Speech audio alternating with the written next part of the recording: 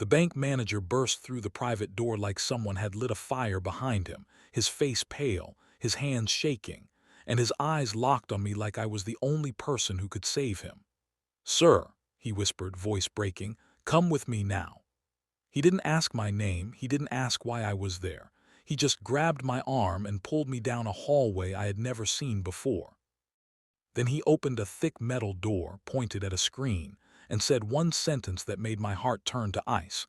"Your late father left you something, and your wife's lawyer has been trying to take it."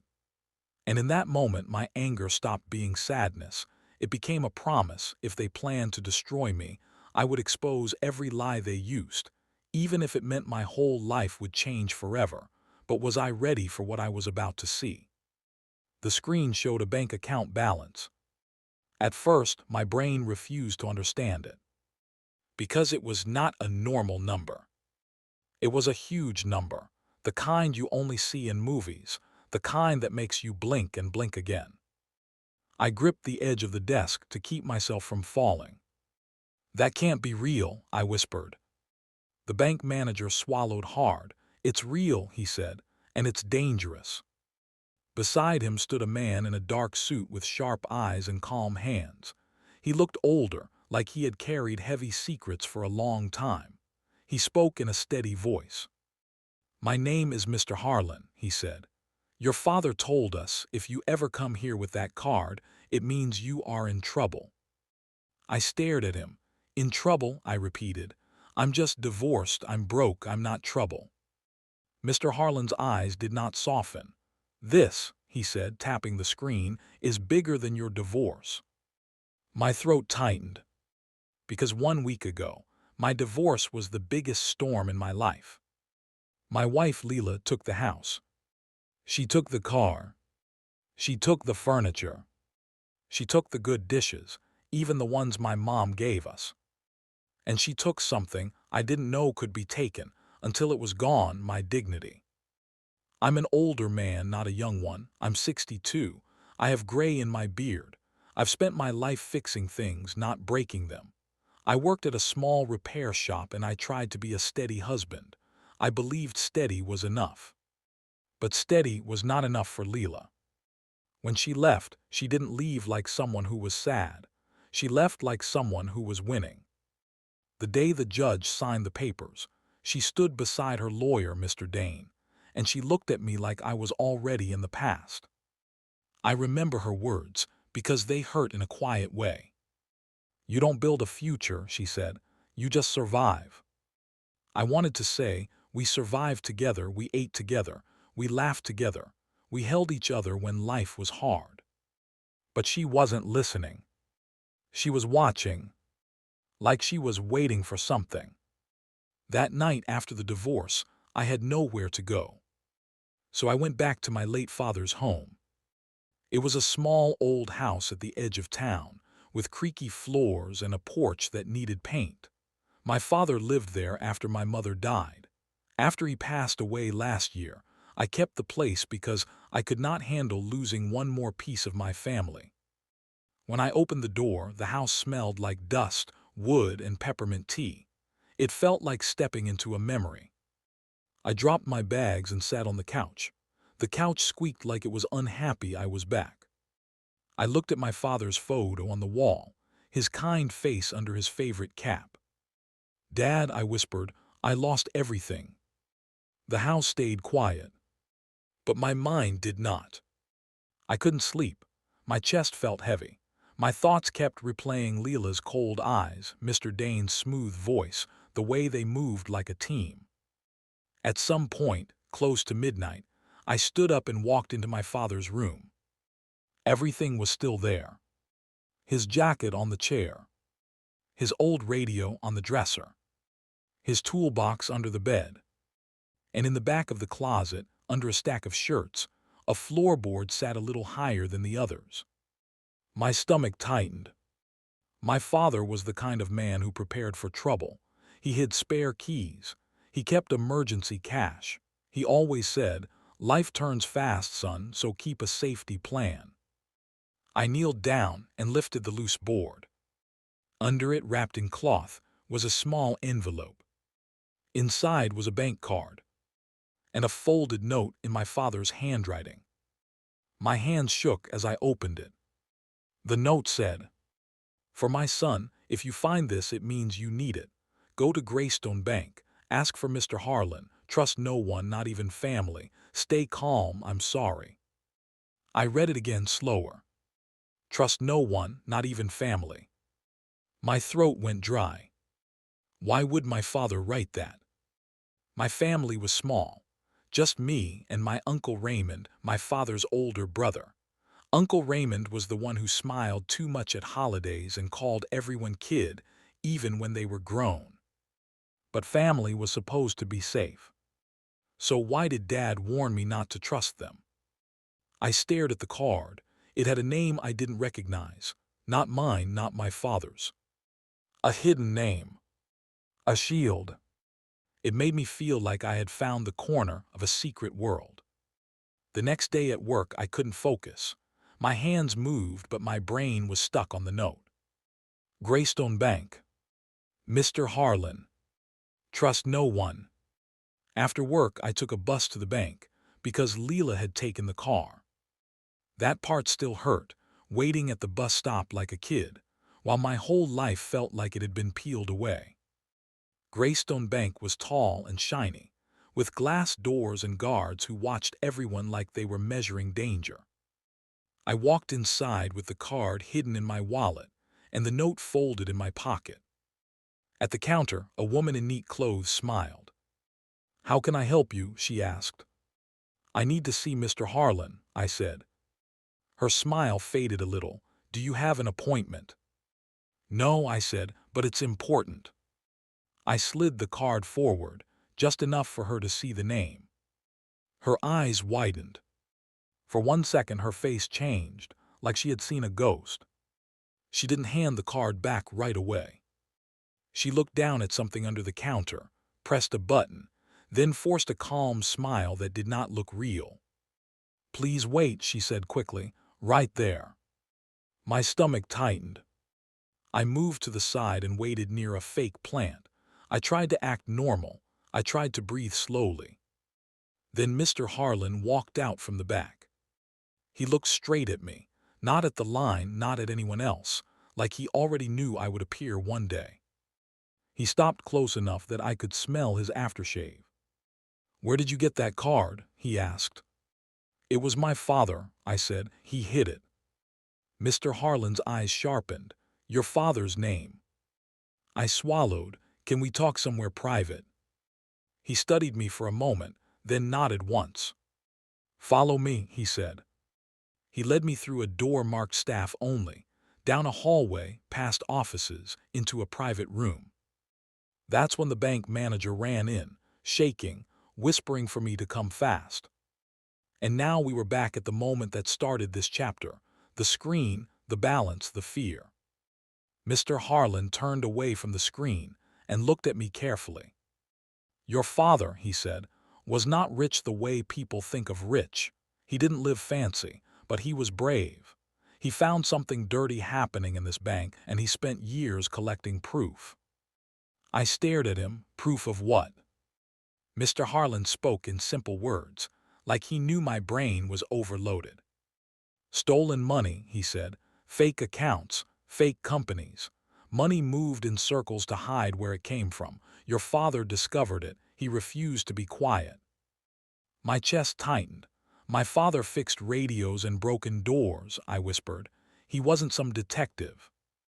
Mr. Harlan nodded. "He was a careful man," he said. "Careful people notice patterns. He saw things that didn't match. He kept copies. He kept dates. He watched. He planned to expose them when he had enough proof." The bank manager wiped sweat from his forehead. "And people noticed him," he whispered. Mr. Harlan's voice dropped. "Yes," he said. "The people stealing, they noticed him." My hands started shaking again. Then my anger rose, sharp and hot.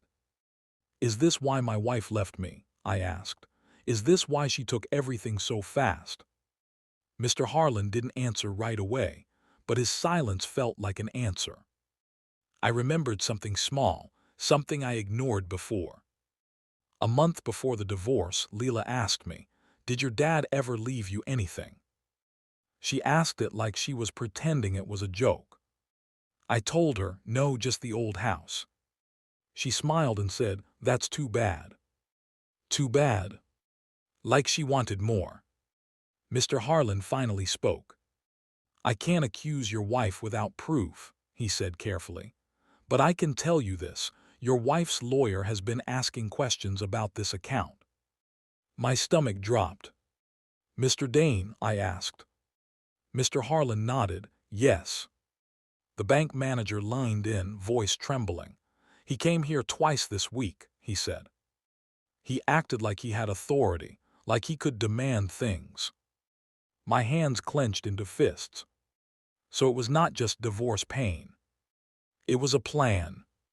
A plan to break me, push me to my father's house, and make me find this card. And if that was true, then my revenge was not going to be yelling or fighting. My revenge would be something stronger. Truth. Proof. Consequences. I looked Mr. Harlan in the eyes. "What did my father leave?" I asked. Mr. Harlan opened a folder and slid it toward me.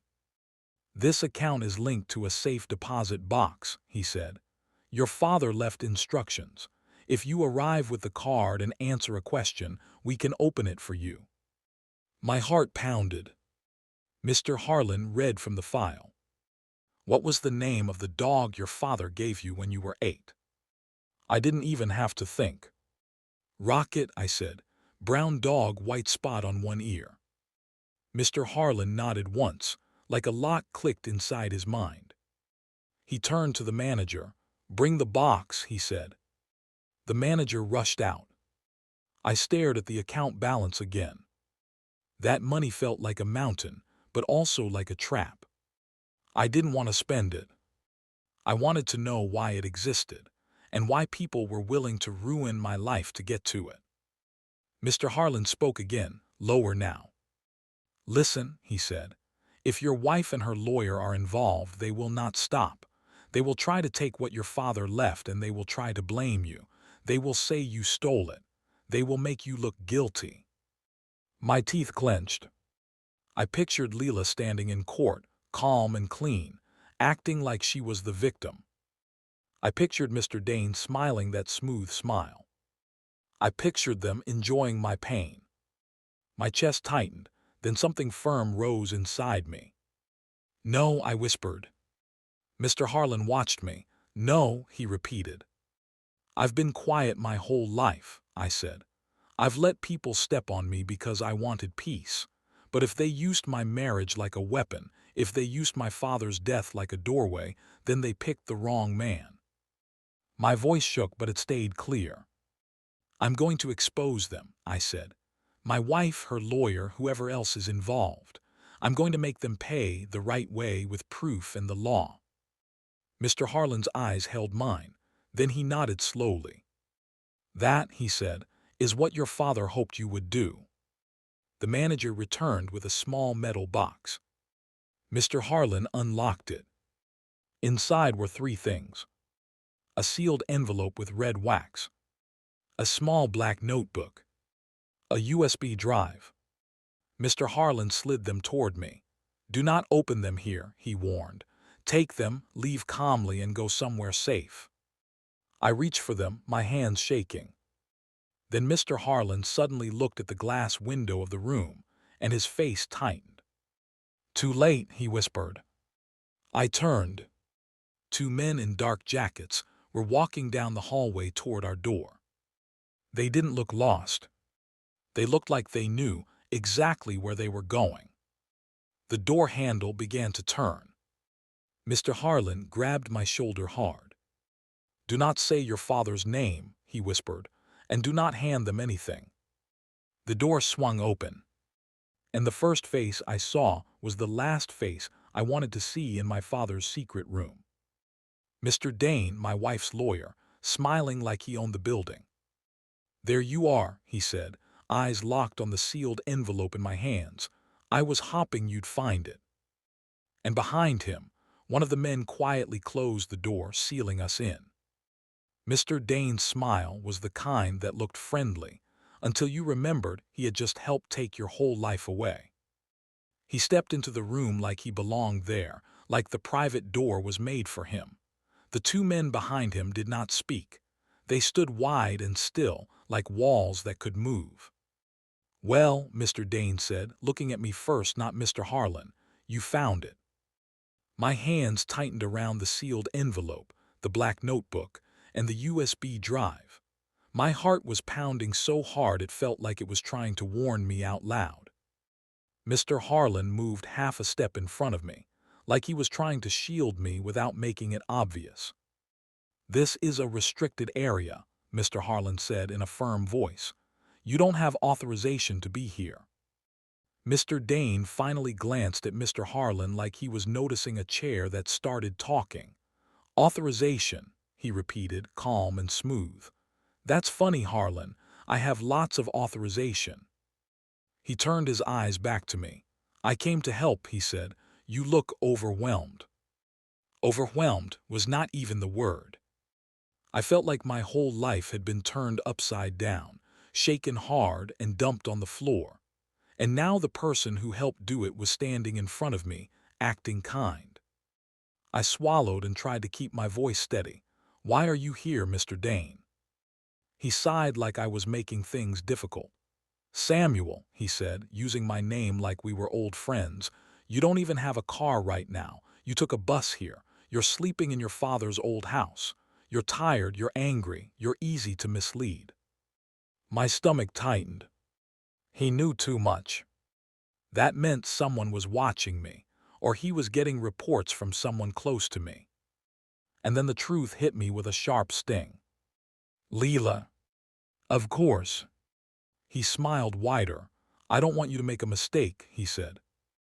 Mr. Harlan's voice stayed steady, but his eyes were tense. "Mr. Dane," he said, "leave this area now." Mr. Dane ignored him again. He pointed gently at the sealed envelope like it was a toy. "That doesn't belong to you," he said to me. "It belongs to the proper parties." I felt anger flare up in my chest. "My father hid it for me," I said. Mr. Dane lifted his eyebrows. "Your father hid many things," he replied. "Sometimes people hide things because they're ashamed." That sentence made my fists clench. My father was not ashamed. My father was brave. Mr. Dane took one slow step closer. "Give it to me, Samuel," he said softly, "and you can walk out of this bank and go back to your life." I almost laughed, but it would have come out like a cough. "What life?" I asked. "You and my wife already took it." Mr. Dane's smile flickered just for a second like a mask slipping. Then it came back. "Your wife didn't take your life," he said, voice smooth again. "She took what she was entitled to." Entitled. That word burned. The truth was, Leela took more than things. She took peace. She took trust. She took my name and made it feel small. And now her lawyer was here, reaching for the last thing my father left. I took a slow breath and forced myself to think like my father would want me to think. Calm. Smart. Mr. Harlan had warned me, "They will try to make you look guilty. They will frame you." So I did not shout. I did not swing my arms. I did not run. I spoke clearly. "No," I said. The room went quiet. Mr. Dane stared at me like he had not expected a broken man to say no. One of the men behind him shifted slightly.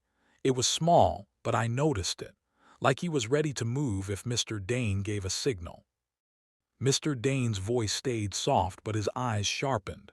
"Samuel," he said, "don't be stubborn like your father." My blood went cold. He said it like he knew my father personally, like he had been part of my father's secret world. Mr. Harlan's eyes flashed. "That's enough," he snapped.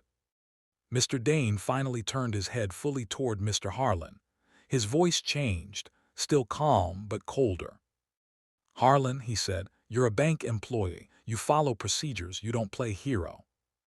Mr. Harlan's hands were shaking a little, but his voice stayed firm. Procedures are exactly why you should not be here, he said. Mr. Dane smiled slowly. Then let's do procedures. He pulled out a folder from inside his jacket and held it up like a prize. Emergency legal request, he said. Court language, very official, very powerful. Mr. Harlan didn't reach for it. That means nothing here, he said. Not in this room, not today. Mr. Dane's smile grew sharper. Oh, it means something, he said. It means if the bank doesn't cooperate, the bank can suffer. People can lose jobs. People can lose reputations. Then he leaned slightly closer to Mr. Harlan and spoke in a lower voice. And you have a family, don't you? He said. Mr. Harlan stiffened. My stomach twisted. That wasn't a normal question.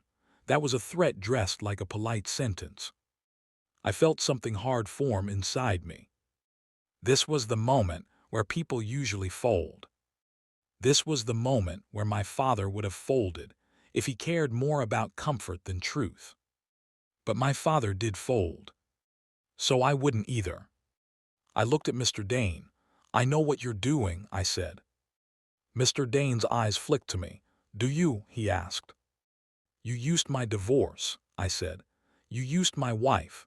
You made me weak so I would run to my father's house and find this card. Mr. Dane's smile paused. Just a pause. But it was enough. It told me I was right. Mr. Dane recovered fast. That's a wild story, he said. You're emotional, you're stressed. People say strange things when they lose a divorce. I nodded slowly like I agreed, but I didn't. Because I knew the trick. Make the victim sound crazy. Make the truth sound like a tantrum. I did what my father taught me when I was a kid, and a bully tried to twist my words. I said, then let's stick to facts. Mr. Dane's smile thinned. Facts, he repeated. Yes, I said. Facts like you showing up in a restricted bank room the minute I touch my father's account. Mr. Harlan stepped to the side and pressed a button on the desk phone again. Quietly, no words, just a signal. Mr. Dane's eyes darted to the phone and back to me. His voice stayed calm, but his patience was slipping. Samuel, he said, don't be difficult. Give me the items and we'll end this peacefully. Peacefully. He kept using that word like a lullaby. But peaceful to him meant quiet and controlled, with me losing. I shook my head again. No. The two men behind him stepped forward together, one small step. My heart jumped, but I didn't move. Mr. Harlan raised his voice. Stop, he said firmly. You take one more step and I will call security. Mr. Dane chuckled like security was a joke. Security, he said. Harlan, you think security protects you. Security protects the building, not your courage. Then he turned to me again, and his voice got lower, like he was whispering poison. You're holding property connected to stolen money, he said. Do you understand what that means? It means you could be blamed. It means you could be arrested. It means your name could be ruined. My chest tightened. That was the frame. That was exactly what Mr. Harlan warned me about. I forced my voice to stay even. My father wrote that you would say things like this, I said. Mr. Dane's smile twitched. Did he? He asked. Yes, I said. He also wrote that you would pretend to be helpful. Mr. Dane stared at me for a long second. Then he said slowly, Your father is dead, Samuel. His little notes can't protect you. That sentence made heat rise behind my eyes. But I didn't cry. I didn't shout. I did something better. I used my brain. I looked at Mr. Harlan. Is this room recorded? I asked. Mr. Harlan understood immediately. He nodded. Yes, he said, audio and video. Mr. Dane's smile froze. It was tiny, but it happened. He hadn't expected the word recorded. I stepped slightly toward the middle of the room, making sure I was in clear view of the camera. And I spoke clearly, like I wanted the whole building to hear. My name is Samuel, I said. Mr. Dane has entered a restricted bank room with two unknown men, and he is demanding items from a safe deposit box linked to my late father's hidden account. I am refusing to give him anything." Mr. Harlan nodded once strong. Mr. Dane's eyes narrowed. His voice stayed calm, but the kindness was gone. "You think you're clever," he said. "I think I'm done being quiet," I replied. That was the moment my revenge truly started. Not with fists, not with screaming, with evidence, with truth spoken out loud, with a record. The door suddenly opened again and two bank security guards stepped in, one on each side. They were not smiling. Their hands were ready to act. "Sir," one guard said to Mr. Dane, "you can't be back here. Please come with us." Mr. Dane lifted his hand slightly, acting offended. "This is a misunderstanding," he said. The guard did not argue. "Come with us," he repeated. Mr. Dane looked at me once more, and his eyes were cold now. "We're not finished," he said quietly. Then he walked out with the guards, not fighting, not yelling, like he knew there were cameras and he wanted to look innocent.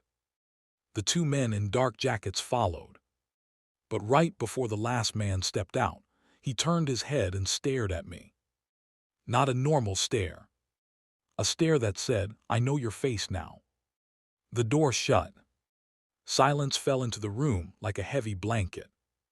My legs felt weak. I sat down, still holding the envelope, notebook, and USB like they were the only solid things in the world. Mr. Harlan exhaled shakily. "You did the right thing," he said. I swallowed hard. "He's involved," I said. "He's connected to whatever my father found." Mr. Harlan nodded slowly. "Yes," he said, "I believe so." I stared at the sealed envelope again. "What do I do now?" I asked. Mr. Harlan leaned in. "First," he said, "you leave here safely. Second, you open those items somewhere private. Third, you do not tell your ex-wife anything." My jaw tightened. "I don't plan to," I said. But inside, I felt something deeper. I wanted more than safety. I wanted justice. I wanted Leela to face what she did. I wanted Mr. Dane to lose his smooth smile forever. I wanted the people who used my life like a toy to finally be afraid of the truth. Mr. Harlan spoke carefully. "There is someone your father trusted outside the bank," he said. "He mentioned him once, a police officer, Officer Mensa." The name made my heart jump. My father had planned for help. Mr. Harlan continued, "Your father said if you ever came and if danger followed, you should contact that officer." I nodded, breath shaky. "How do I contact him?" Mr. Harlan scribbled a number on a paper and slid it to me. "Call him," he said. "Not tomorrow, now." I pulled out my phone and stepped into a corner of the office. My fingers shook as I typed the number. It rang twice. Then a voice answered, steady and alert, "Officer Mensa." My throat tightened. "My name is Samuel," I said. My father told me to call you." There was a pause, a careful pause. Then the officer's voice changed slightly, like he was taking the situation seriously. "What is your father's nickname for you?" he asked. I blinked. "Sammy," I said. "He called me Sammy when I was little." Another pause. Then, "Okay," the officer said. "You're real, listen carefully. Where are you right now?" "At Greystone Bank," I said, "in a private staff room." The officer's voice sharpened. "Are you alone?" "No," I said. "Mr. Harlan is with me, bank staff, but my wife's lawyer just came in with two men. He tried to take something from me." The officer didn't sound surprised. That scared me. "Do you have the items your father hid?" he asked. "Yes," I said. "A sealed envelope, a notebook, and a USB drive." "Do not open them inside the bank," he said. "Do not go home directly. You may be followed. Listen, I want you to leave calmly. Walk like you're just a normal customer. Do you understand?" "Yes," I said. He continued, go to a public place with cameras, a cafe, a library, somewhere busy. I'll meet you there in 15 minutes. I will text you a location. Do not reply with your location, just go. My heart pounded. Okay, I whispered. I ended the call and turned back to Mr. Harlan. He's meeting me, I said. Mr. Harlan nodded and looked relieved but still scared. Good, he said. Now listen, Samuel, before you leave I need to tell you something. What? I asked. Mr. Harlan's eyes flicked to the door, then back to me. There is a second key, he said quietly. A second safe deposit box key. Your father kept it separate. He told us never to release it without strict steps. My stomach tightened. Where is it? I asked. Mr. Harlan swallowed. It was in my locked drawer, he said, and after Mr. Dane was escorted out I checked. My chest went cold, and Mr. Harlan's voice dropped to a whisper. It's missing, he said. My whole body froze. Missing meant someone took it. And if someone took it, they could reach the second box. They could reach the rest of my father's proof. They could erase the truth. I clenched my jaw hard enough to hurt. My revenge was supposed to be truth and consequences. But if they erased the truth, there would be no consequences. Mr. Harlan grabbed my arm. You need to go, he whispered, right now. I nodded, heart hammering. I tucked the sealed envelope, the notebook, and the USB under my jacket and walked out of the staff hallway, trying to look normal. I passed the lobby. I kept my eyes forward. Then I saw her.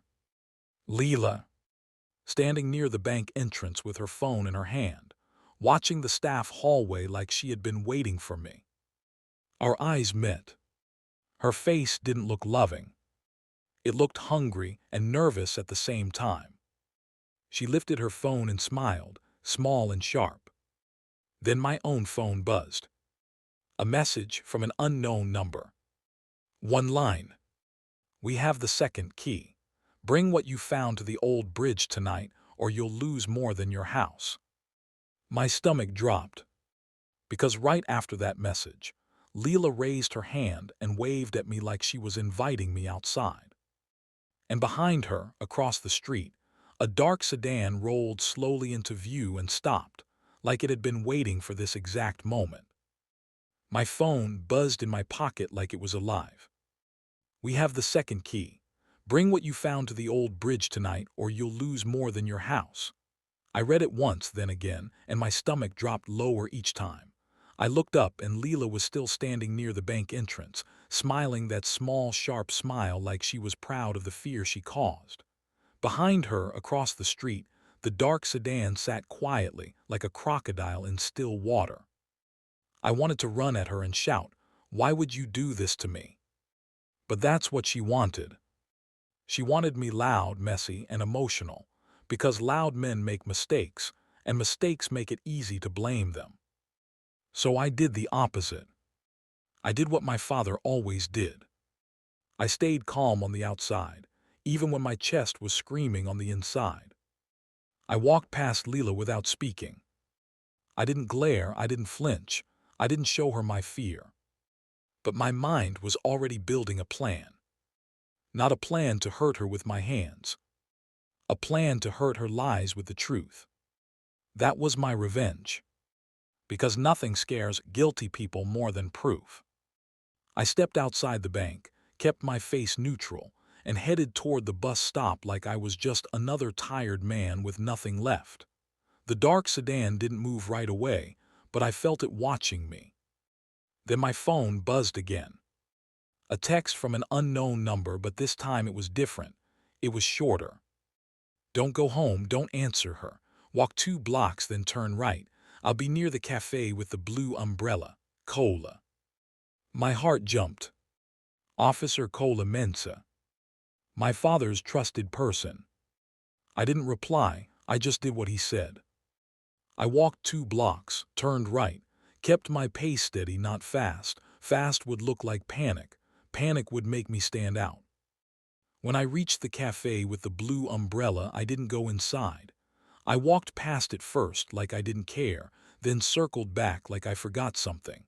That's what Cola wanted, a normal pattern, not a scared pattern.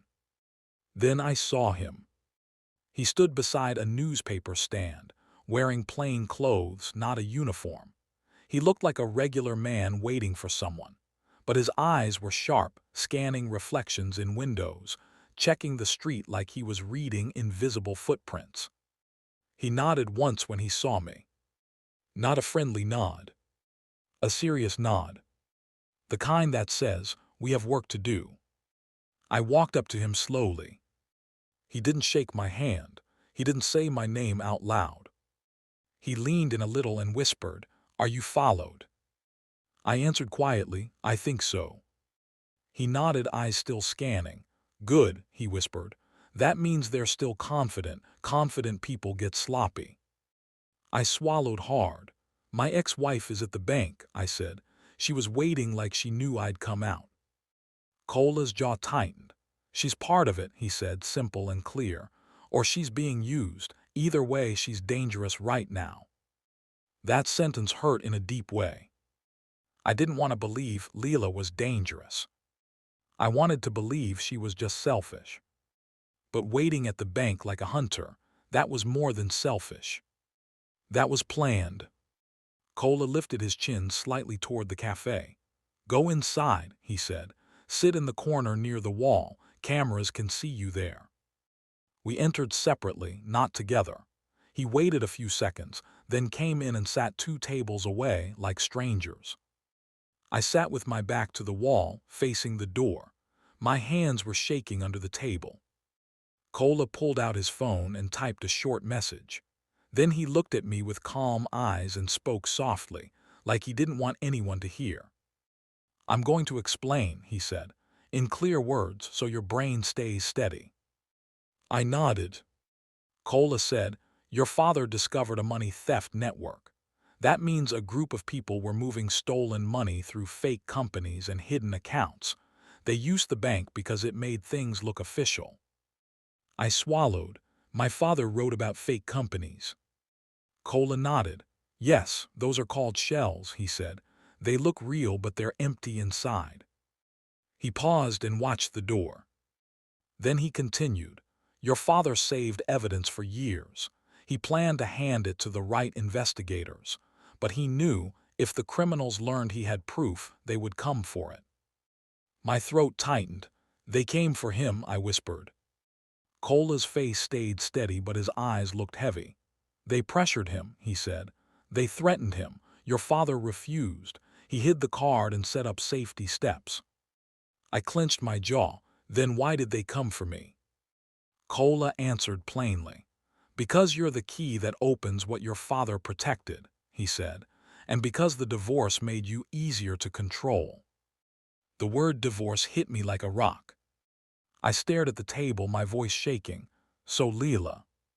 Cola didn't hesitate. "She was approached," he said.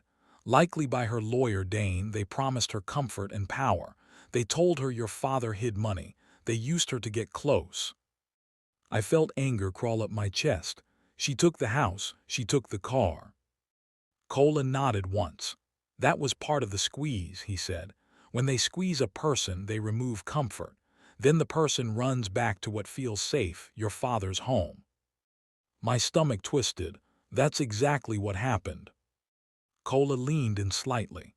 "Samuel," he said, "this is where your revenge starts the right way, not with fights, with control." I swallowed. "Control." "Yes," he said.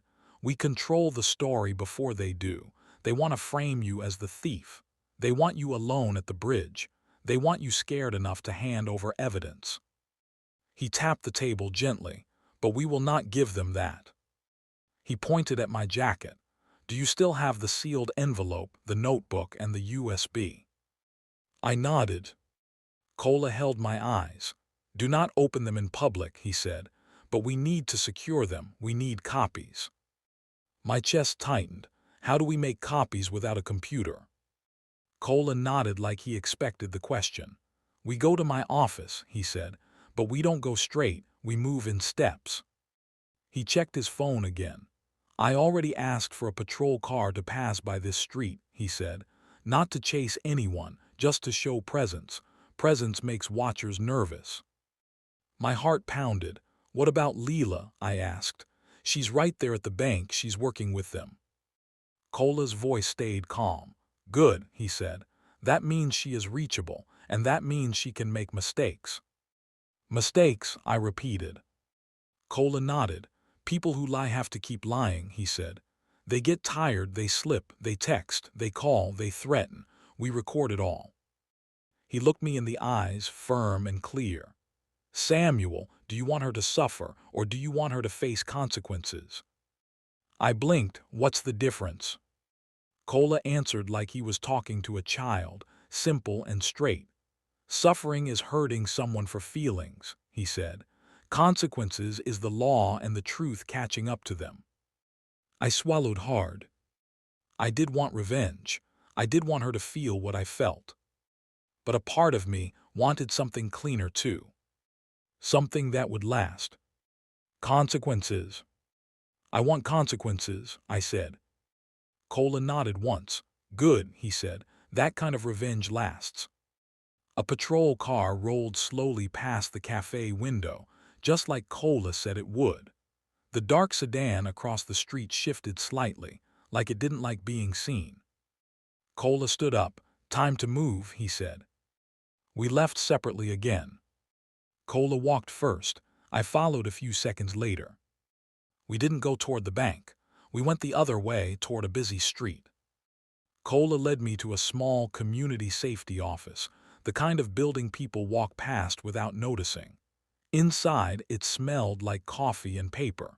It felt safe, but not perfectly safe. Cola shut the door behind us and locked it.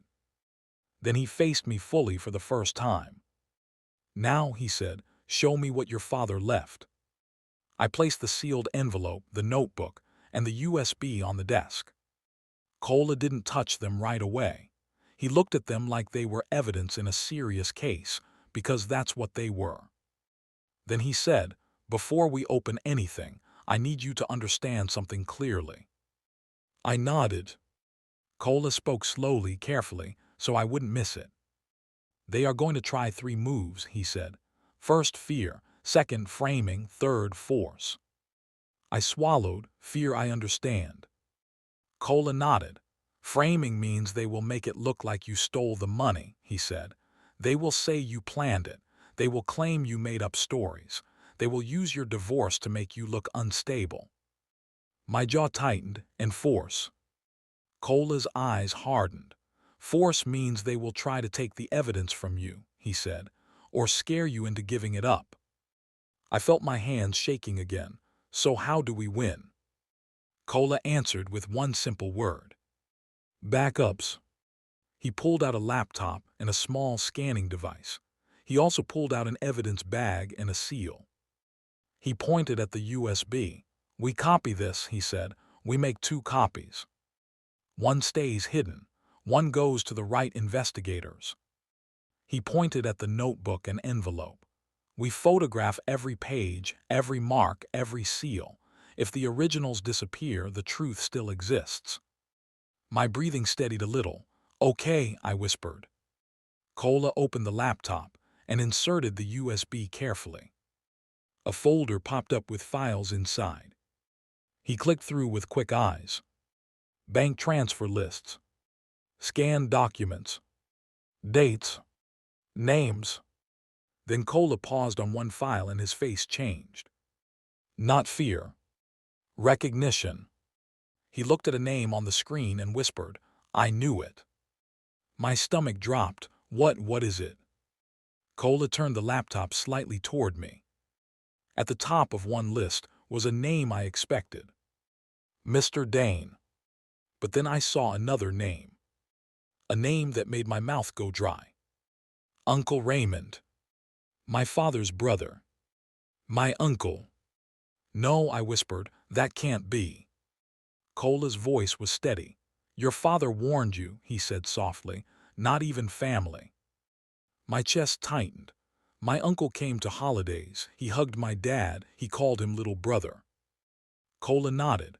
Some people hug you with one arm and steal with the other, he said. Your father probably discovered it, and that's why the warning exists. I stared at the screen until my eyes stung. So this wasn't only about Leela. This was deeper. Family deep. The kind that makes your stomach feel sick. Kola continued scrolling. He opened another file. It looked like an email chain. And there, in plain words, was a sentence that made my whole body tense. Divorce pressure is working. He will go back to the old house. Watch for the card. My hands clenched. They planned it, I whispered. Kola nodded. Yes, he said. This is the proof that turns your pain into a case. I swallowed hard. Does it mention Leela? Kola didn't answer right away. He clicked again. A file opened with a short list of names under a heading that said, Contacts. One name was Leela. Beside it was a note. Handle emotions, keep him confused, push fast settlement. My head spun. Kola said, this is not just suspicion anymore. I felt heat rise behind my eyes, but I forced it down. Crying would not help yet. I leaned forward. What do we do now? I asked. Kola answered. Now we build your revenge the right way, he said. We catch them talking. How? I asked. Kola held up his phone. We make them contact you, he said, and we record it. My stomach tightened. They already did the bridge message. Kola nodded. Good, he said. Now we invite more. He looked at me carefully. Samuel, can you act calm on the phone? I swallowed. I can try. Kola nodded. You don't need to sound brave, he said. You just need to sound believable. He handed me a small recording device and showed me how to keep it running. Keep your phone on speaker, he said. Let them talk. Don't accuse them too hard. Let them brag. Let them threaten. I nodded. Kola tapped the laptop. We also need one more key piece, he said. The missing second key means there is likely a second safe deposit box with something your father hid even deeper. They want it, and we need it before they destroy it. My heart hammered, so we have to go back to the bank. Kola nodded. But not in a simple way, he said. We go with official presence. We also make sure Mr. Harlan is safe because he's a witness now. My phone buzzed again. It was Leela. Her name on my screen made my blood boil. Kola's eyes sharpened. Answer, he whispered. Speaker. I tapped the call, voice steady on purpose. Hello. Leela's voice came soft, almost sweet, like she remembered how to pretend. Samuel, she said, where are you? I almost laughed from anger, but I kept it inside. Why? I asked. She sighed like she was tired of me. Please don't make this hard, she said. Just do what you're told. My jaw tightened. Who told you? Silence half a second. Then she spoke. You're not safe, she said. You don't understand what you're holding. I kept my voice calm. You mean my father's things? She breathed out. Stop saying that, she snapped, then softened again quickly. Listen, Samuel, please meet me at the bridge, alone. Give me the envelope and the drive. If you do, I can help you. Help? That word felt like poison coming from her mouth. I asked softly, help me how? She hesitated. I could hear her thinking. Then she said the part that mattered. Mr. Dane said if you hand it over, he'll make sure you don't get blamed, she said. There it was. Blame. Frame. Kola's eyes met mine and he nodded slightly. Keep going. I asked, so Dane is involved? Leela's voice tightened. Samuel, please, she said. Don't ask questions, just come. I kept my voice gentle. Leela, I said, why did you divorce me so fast? Her breathing changed. Then she said it in a frustrated rush, like she couldn't hold it in anymore. Because you were in the way, she snapped. Because the house and the car were never the main point. The point was to make you desperate. My stomach clenched, but I stayed calm. I asked, desperate for what? She realized what she said and tried to pull back. "Stop," she said. "Just stop talking and do it." Cola leaned closer and whispered, "Ask who else." I swallowed and asked, "Who else is involved, Leela? Just tell me, I deserve that." Her voice dropped colder now. "You don't deserve anything," she hissed. "You're lucky we're even offering you a way out." "We," she said, "we. Not they. Not him. We." Cola's eyes flashed. He mouthed, "Got her." Leela continued, "Bridge, 1 hour. If you don't come, don't cry when you lose more." The call ended. I sat there breathing hard. Cola's voice was calm, but I could hear satisfaction underneath. "Good," he said. "That call is evidence." I swallowed. "It still hurts." Cola nodded. "Yes," he said. "Revenge that works often hurts first." He tapped the laptop and began copying files to 2 separate drives. He sealed one in an evidence bag and wrote the time and date. He handed the other to me. "Hide it," he said. I slid it under my shoe insole again, just like before. It wasn't comfortable, but it was safe. Cola stood and grabbed his jacket. "Now we go back to the bank," he said. "We secure Mr. Harlan, we secure the logs, we secure the second box if it exists, and we do it before they erase it." My stomach tightened. "What about the bridge trap?" Cola nodded. "We let them think you're coming," he said, "but we don't give them the real evidence." He reached into a drawer and pulled out an envelope and a red sticker. "We make a decoy," he said. He built it quickly, neat and convincing. It looked like the real sealed envelope from a distance. "Here, what will happen," Cola said. "They'll wait at the bridge. They'll expect you alone. Instead, we will have police units nearby, hidden. We will also have you on camera at the bank at the same time so they can't claim you met them and handed anything over." My heart pounded. "So we prove they're lying before they even lie." Cola nodded. "Exactly," he said.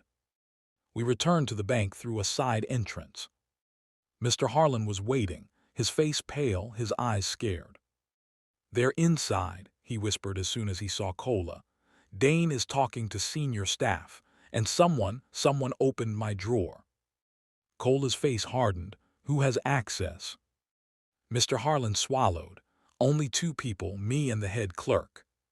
Cola nodded. "We will speak to both," he said, "and we will secure the camera footage immediately." Mr. Harlan led us toward a back office. But as we turned the corner, my whole body froze.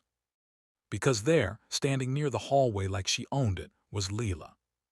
She looked different now, not sweet, not calm. Her eyes were hard, and her mouth was tight. She stepped in front of me and spoke in a low voice. "You're coming to the bridge," she said. Cola moved beside me instantly. "Step away," he said firmly. Leela ignored him. Her eyes locked onto mine and she hissed, "Do you know what Raymond does to people who refuse?" My stomach dropped. Raymond. Uncle Raymond. So it was true, and she just said it out loud. Cola's eyes sharpened. "Raymond," he repeated, loud enough for the camera down the hall to catch. Leela's face flickered with panic for half a second. She realized she slipped. Then she smiled again, but it looked scared now. "You think you're smart," she whispered to me, "but you're not ready." She leaned closer, so close I could smell her perfume, the same perfume she wore on our wedding day. And she whispered the sentence that made my blood turn cold. "Raymond has the second key," she said, "and he already opened the other box." My chest tightened so hard I could barely breathe. Open the other box. If that was true, the last piece of my father's proof could be gone already. Cola grabbed his radio and spoke quickly, urgent. Mr. Harlan stumbled backward, shaking. Leela stepped away, satisfied like she had just stabbed me without touching a knife. Then she lifted her phone and showed me a photo. It was dark, grainy, but clear enough. A metal box. Open. Empty. And a message under it that said, "Too late."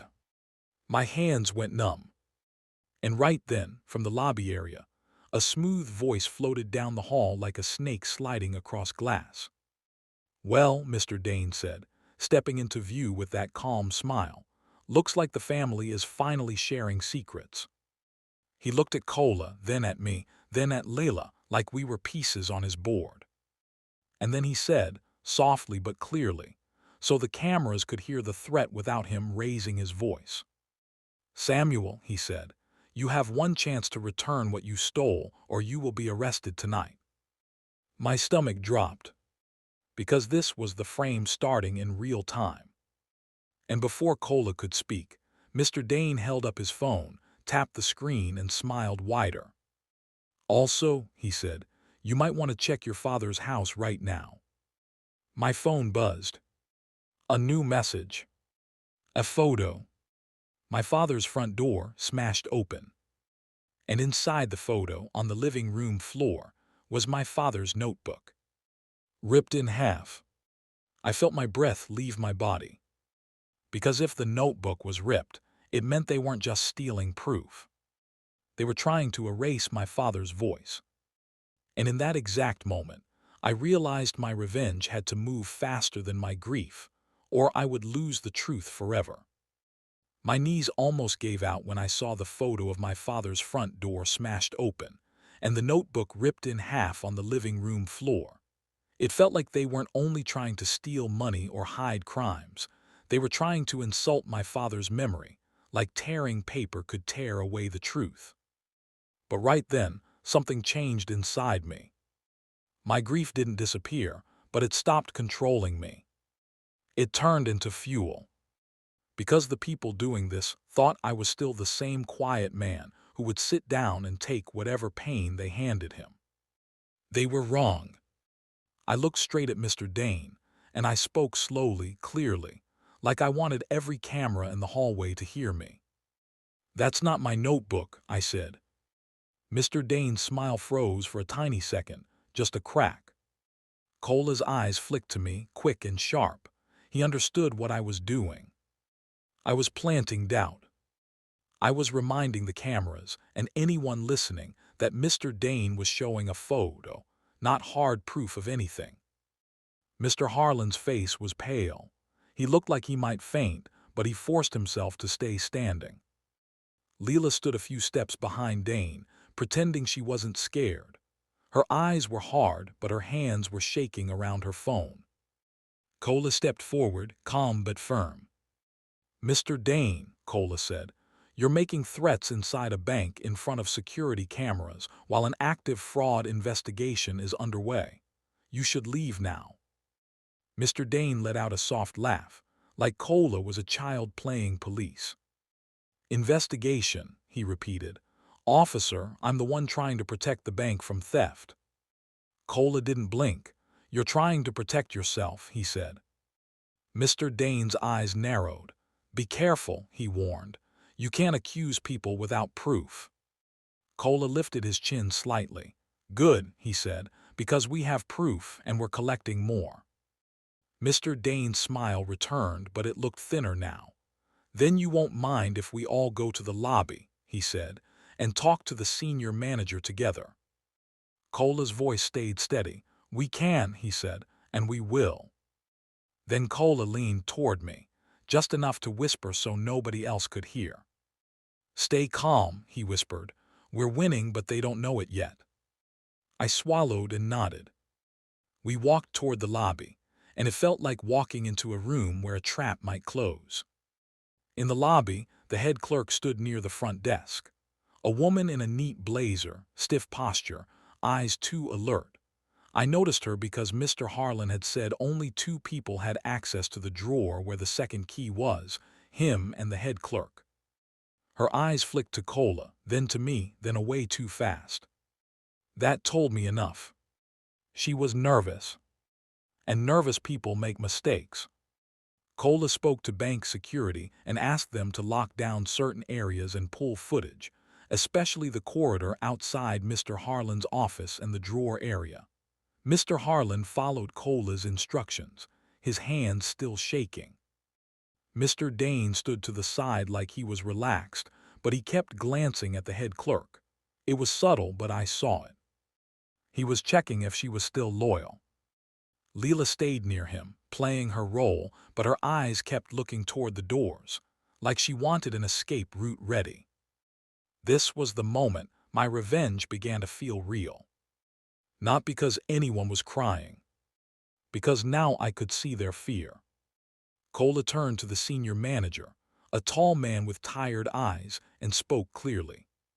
"Sir," Cola said, "we have evidence that Mr. Dane has been attempting to access restricted bank assets tied to a deceased man's protected account. A safe deposit key is missing. We need immediate preservation of all logs and camera recordings. No one deletes anything." The senior manager looked confused and worried. "We follow policy," he said quickly. "We cooperate with law enforcement." Mr. Dane stepped forward smoothly. "Exactly," he said. "And I'm here because I represent Mrs. Leela Hart, Samuel's ex-wife. Samuel is unstable after the divorce. He came here, found an account, and now he's making wild accusations." He turned toward me and gave me a fake sad look. "Samuel, please," he said. "This isn't you." I almost laughed. "This isn't you." He was trying to make me look like the problem. So I did what Cola taught me. I didn't argue emotions.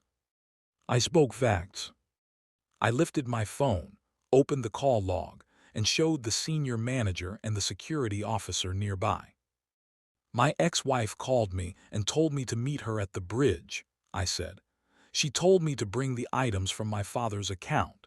She said her lawyer would protect her from blame if I handed them over." Leela's eyes went wide. "That's not," she started. Cola raised his hand. "Stop," he said.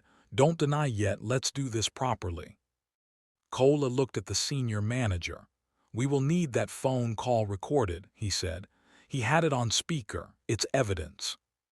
Mr. Dane's smile tightened. "This is ridiculous," he snapped, and that snap mattered because it showed emotion. Guilty people hate calm evidence. I turned my gaze to the head clerk, the one who had drawer access. I didn't accuse her yet. I just watched her face. She swallowed hard and shifted her weight. "Yes, she knew." Cola asked Mr. Harlan, "When did you last see the key?" Mr. Harlan answered, "Right before Dane showed up with those men." Cola nodded. "And who else could open that drawer?" Mr. Harlan hesitated, then looked at the head clerk. "The head clerk," he said. All eyes turned. The head clerk lifted her hands quickly. "I didn't touch anything," she said, too fast. Too fast again. Cola asked her, "What is your name?" She answered, "Ms. Tessa." Cola nodded. "Ms. Tessa," he said, "please come with me. We're going to review the access logs and footage together." Ms. Tessa looked at Mr. Dane, just for a moment, like she was waiting for his permission. That one glance was louder than a shout. Mr. Dane recovered fast. "This is harassment," he said. "My client is being targeted. I won't allow it." Cola's voice stayed even.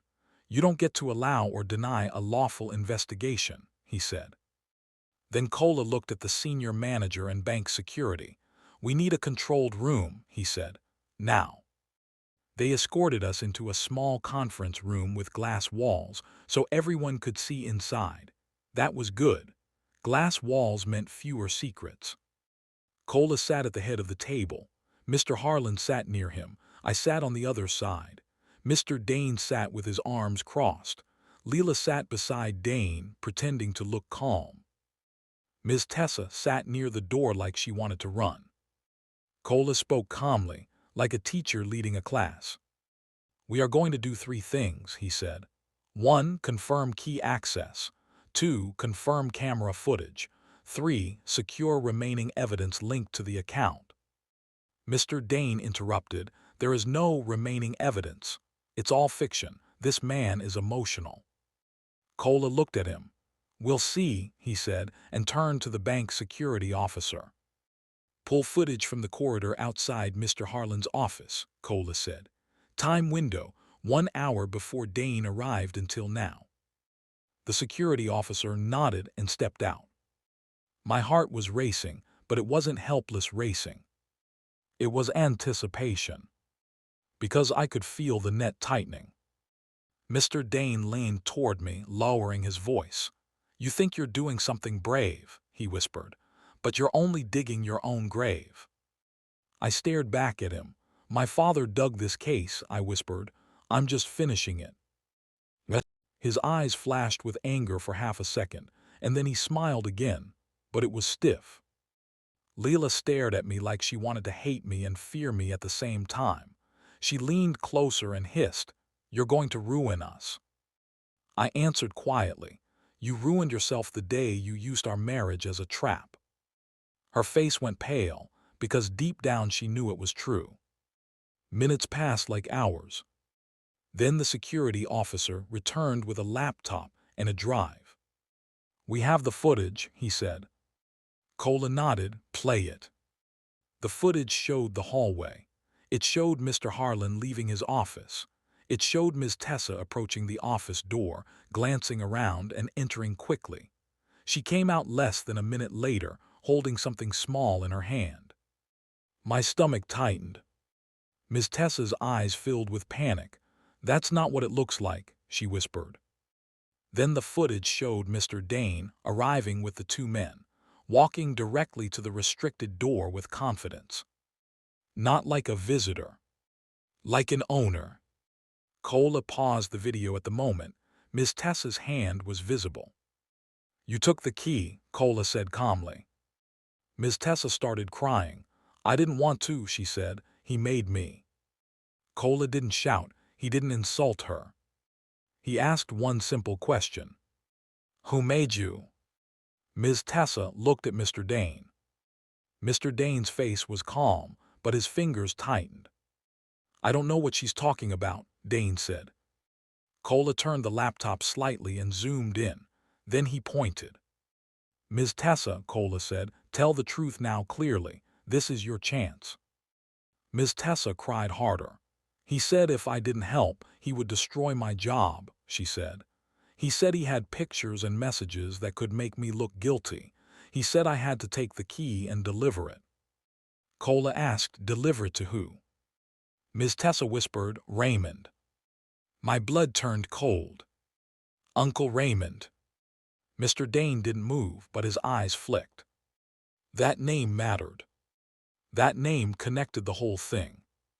Cola nodded once. "Thank you," he said. Then Cola looked at Mr. Dane. "Now we're done with your smile," Cola said calmly. "You are connected to a missing key and a known suspect. You are not leaving." Mr. Dane laughed, but it sounded forced. "You can't detain me in a bank office," he said. Cola lifted his phone. "I already requested backup," he said. "They're on the way." Leela's face twisted with anger and fear. She grabbed her phone like she wanted to call someone, maybe Raymond. Cola saw it. "Put the phone down," he said. Leela glared. "You can't tell me what to do." Cola's voice stayed steady. "If you contact suspects and destroy evidence, you can be charged," he said. That made Leela freeze. She put the phone down slowly. I watched her, and a sharp thought hit me. She wasn't only greedy. She wasn't only foolish. She was also scared of Raymond. And that meant she knew more than she had said. So I spoke calmly, like I was holding a mirror. "Leela," I said, "tell them what Raymond promised you." Her eyes snapped to mine. "Don't," she whispered. "Tell them," I repeated, simple and firm. "Say it out loud." She clenched her jaw. Her eyes filled with tears she wanted to hide. Then, in a tight voice, she said, "He promised me a life I never had." Cola nodded. "What kind of life?" Leela swallowed. "A big house," she said. "A car, travel, freedom. He said Samuel was weak and holding me back. He said Samuel's father hid money that belonged to the family." The word family sounded ugly now. I spoke again. And why did you divorce me so fast? Her face twisted. She hesitated. Cola leaned in. If you lie now, you help them, he said. If you tell the truth, you help yourself. Leela's voice broke. They told me to, she admitted. Dane told me to. He said it would make Samuel desperate and he would run to the old house. He said he would find the card.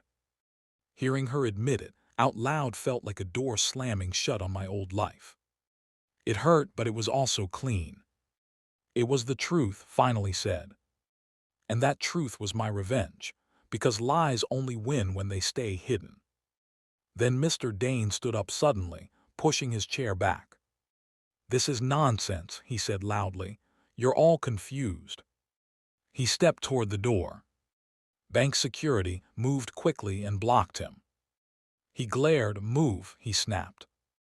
The security officer didn't move. Cola stayed calm. Sit down, Cola said. Mr. Dane stared at Cola with cold eyes. You're making a big mistake, he said.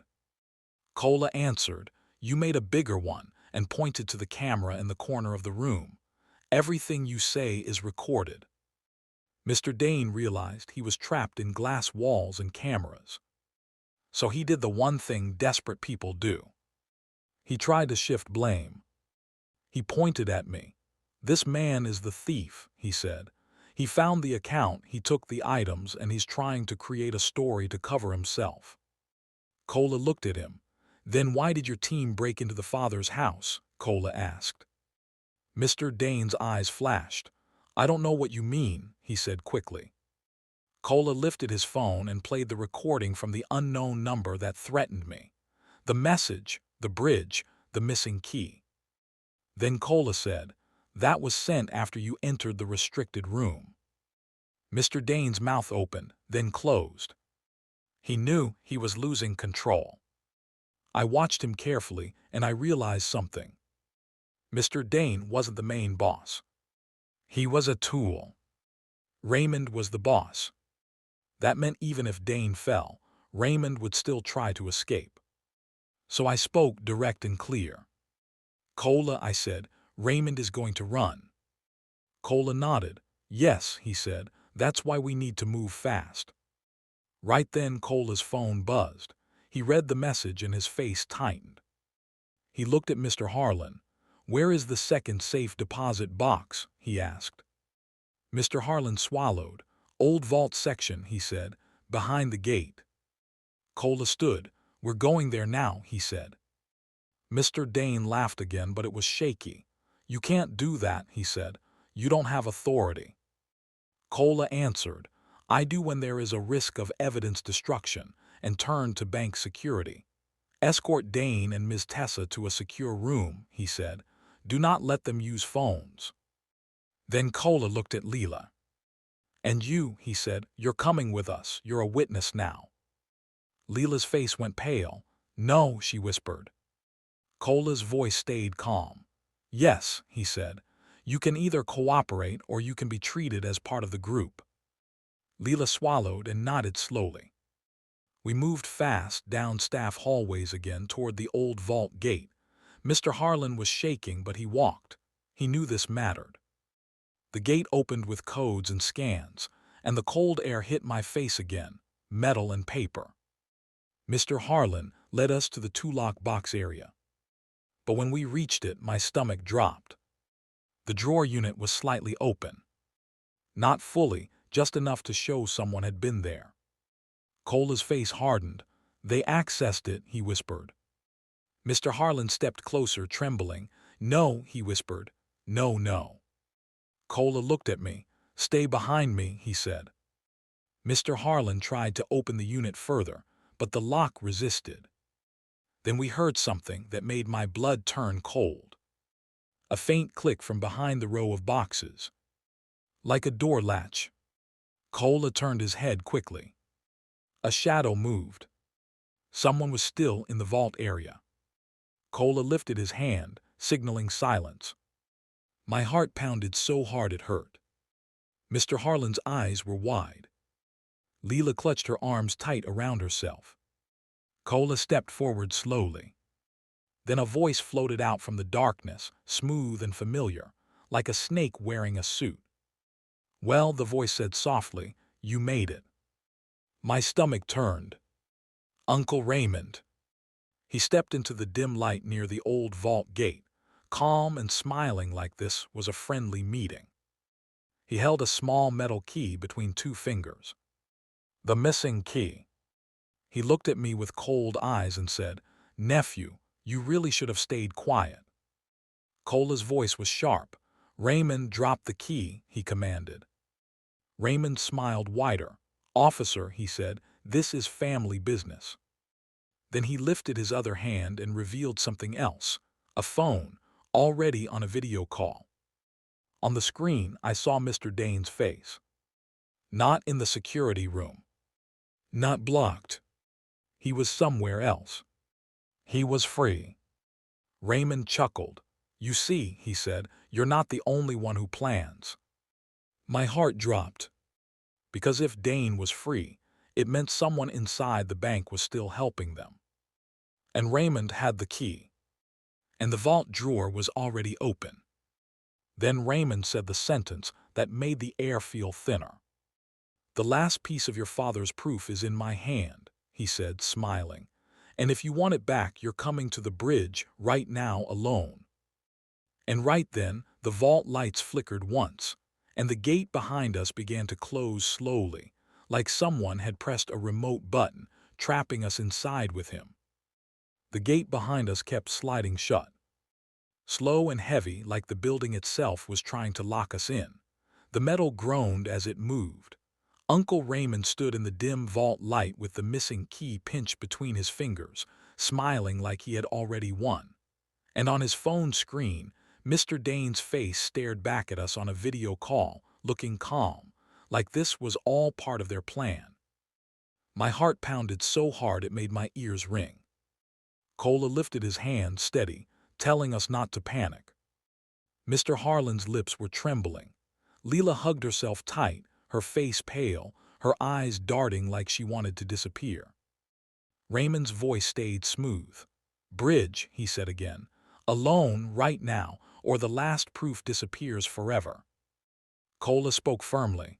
"Raymond, drop the key," he said. Raymond smiled wider.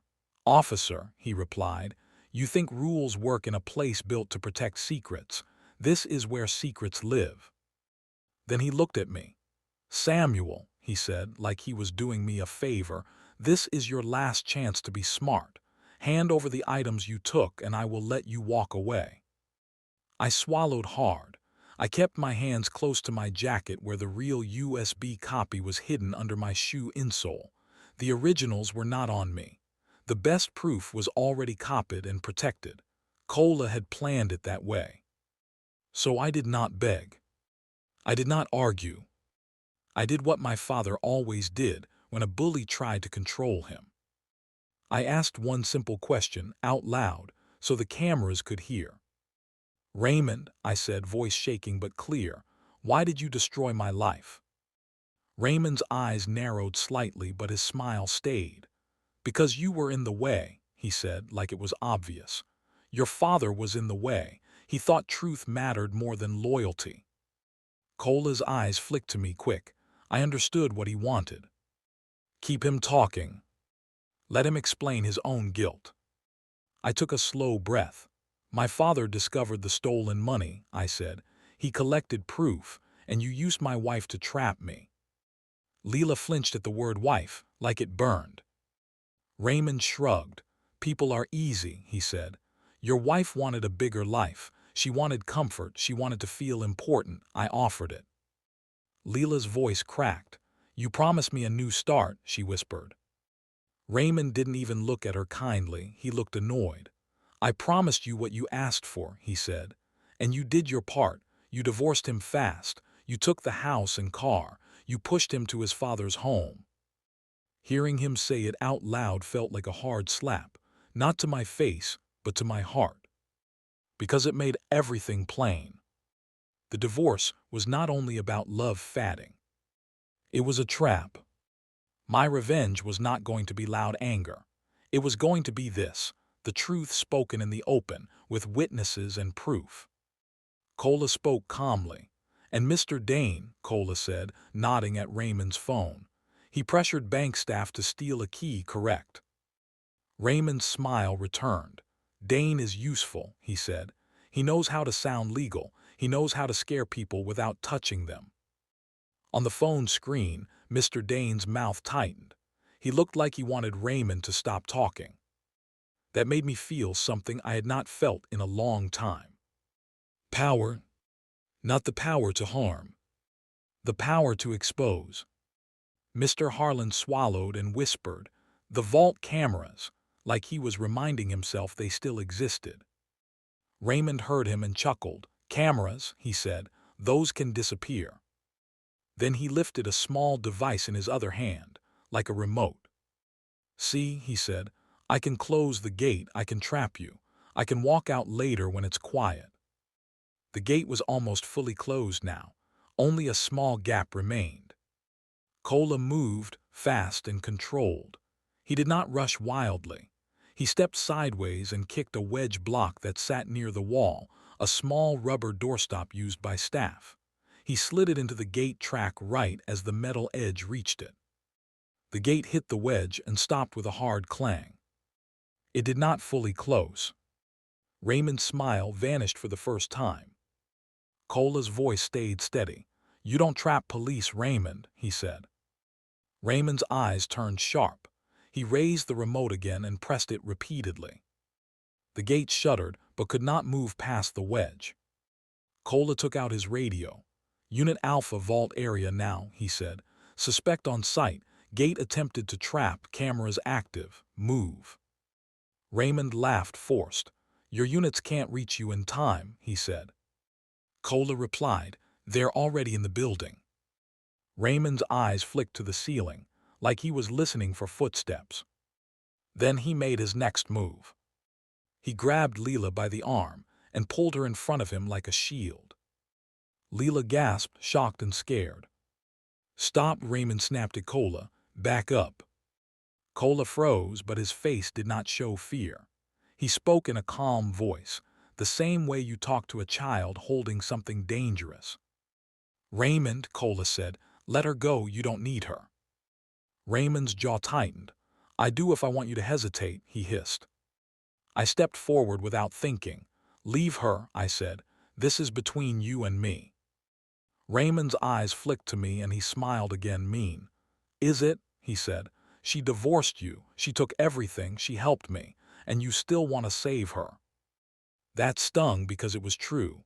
I did not want anyone hurt, even someone who hurt me. But my revenge did not need her pain. My revenge needed her confession, her consequences, and my freedom. I looked at Leela. Her eyes were wet. She was shaking hard. "Leela," I said softly, "tell the truth right now out loud." Her lips trembled.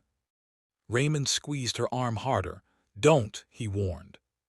Cola's voice stayed calm. "Leela," he said, "if you speak now, you help yourself." Leela swallowed, then spoke, trembling. "I did it," she said. "I divorced Samuel because Dane and Raymond told me to. They promised me money and a new life. They told me Samuel's father hid proof and they wanted it. They told me to push Samuel back to the old house." Raymond's face twisted with anger. "Stupid," he whispered. Leela kept going, like the words finally broke a wall inside her. "And Ms. Tessa stole the key for them," Leela said. "Dane set it up. He said Raymond would handle the rest." Raymond's grip loosened a little, not because he felt sorry, but because her words made him realize the situation was slipping. And in that tiny moment, Cola moved again. He stepped to the side and spoke louder into his radio. "Now," he said. Footsteps thundered outside the vault gate. More than two, more than three, heavy and fast. Raymond's eyes widened. His plan depended on time and silence. The gate gap was still open enough. Two officers appeared at the gap, then three more. They moved like a wave. Raymond tried to pull Leela backward, but she twisted her shoulder and slipped free, stumbling toward Mr. Harlan. Cola moved in, quick, and grabbed Raymond's wrist. The remote clattered to the floor. Raymond tried to yank away, but he was not young anymore. He was used to controlling people with fear, not with muscle. Officers closed in and held him firmly. No hitting, no shouting, just control. Raymond's face turned red. He struggled, then stopped when he realized he was caught. His eyes darted to his phone. Mr. Dane's face was still there on the video call, watching. Cola picked up the phone and held it up. "Mr. Dane," Cola said, calm and clear, "you're live, you're hearing everything." Mr. Dane's mouth opened, then closed. His eyes looked angry. Cola continued, "This call is recorded, do not hang up." Mr. Dane hissed, "You have nothing." Cola replied, "You just listen to your boss confess." That was the moment Mr. Dane finally showed his fear. He tapped his screen to end the call. But it was too late. Because the phone, the vault cameras, Leela's confession, Ms. Tessa's footage, and the copied USB files were already enough. They escorted Raymond out of the vault. Leela sat on the floor by the wall, shaking and crying. Mr. Harlan stood with his hands on his knees, breathing like he had just run a long race. I stood there, my chest tight, my hands cold and my mind spinning. My uncle, my wife, my wife's lawyer, all connected. Cola stepped close to me, his voice softened. "You did well," he said. I swallowed. "I feel sick," I admitted. Cola nodded. "That's normal," he said. "Betrayal from family feels like poison, but the poison loses power when it's exposed to light." They took statements right away. Cola had me explain everything in simple steps, from the divorce pressure to the bank card, to Mr. Dane entering the restricted area and the bridge threats. Mr. Harlan turned over all the bank footage and access logs. Ms. Tessa was brought in and confessed too. She admitted she stole the key because Dane threatened her job and scared her. She cried a lot. She did not look evil, she looked weak and cornered, but she still did it, and that mattered. Then came the big part. The evidence. Cola retrieved the sealed evidence bag from his office, the copy drives, and the photos of every page of my father's notebook. He also secured the originals that were still safe because we never carried them into the trap. That was one of my father's smartest gifts. He taught me not to keep all truth in one place. A few days later, police arrested Mr. Dane. He tried to act calm and professional, but the case against him was heavy. The bank footage showed him entering restricted areas with men, demanding items he had no right to demand. The threats to Mr. Harlan and the pattern of pressure were recorded. Leela's call was recorded, where she told me to meet at the bridge and bring the evidence. The files on the USB showed Dane's name, connected to fake companies and money movements. And now Raymond was in custody, and Raymond's own words in the vault were caught on camera. Dane's smooth smile finally failed him. Now about Leela. This is where my revenge became complete, not because I hurt her, but because she faced the truth in a way she could not escape. Leela was charged for her role in the scheme. She did not get treated like Raymond because she was not the leader, but she also did not walk away like nothing happened. She had to stand in court and admit she used the divorce as a trap. She had to admit she helped pressure me. She had to admit she tried to lure me to the bridge. And the judge made it clear, being greedy does not erase responsibility.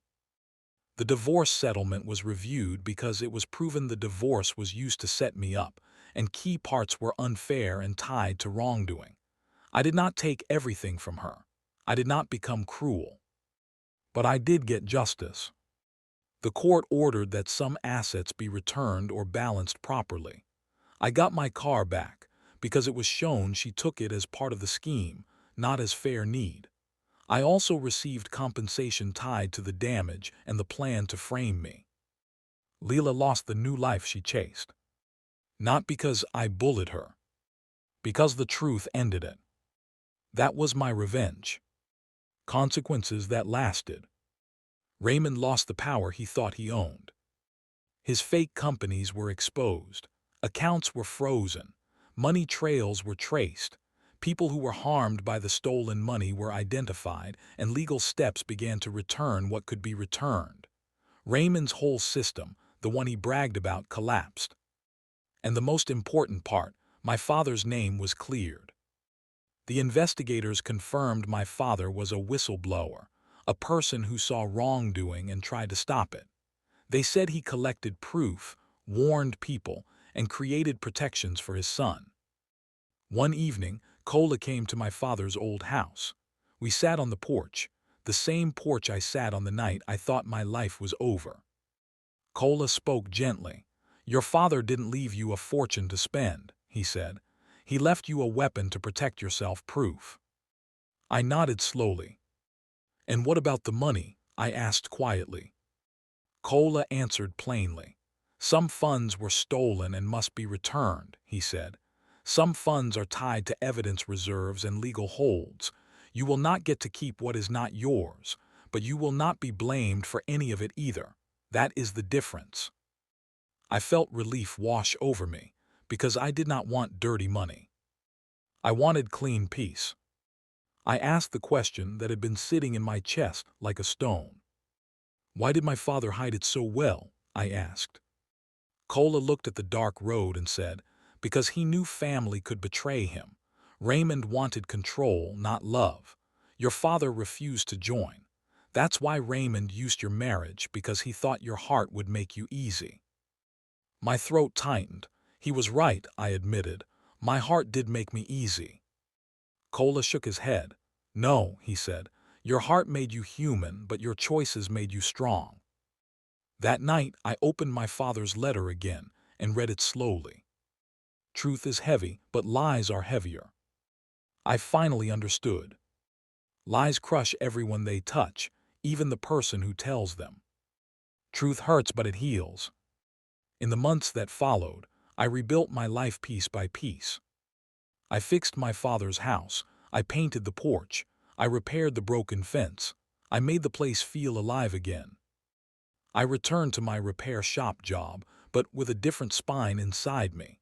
I was no longer the man who stayed quiet to keep fake peace. I learned to speak when something felt wrong. I learned to keep records. I learned to trust my instincts. And that became the life lesson of my whole story. When people betray us, revenge does not have to be violence. Real revenge can be truth that nobody can erase. Real revenge can be calm evidence that makes liars face consequences. Real revenge can be walking away with dignity and refusing to be used again. One day, Leela asked to speak to me outside the courthouse after her final hearing. Her eyes were tired. She looked smaller than she used to, not because she lost beauty, but because she was old. And so I give you that because I waving, but over swing, not let you make. Ask for she let you have been this from the no, does walking, does person, lubricative, game one, dog, nap, pair, not over, how, I found they slap that oak of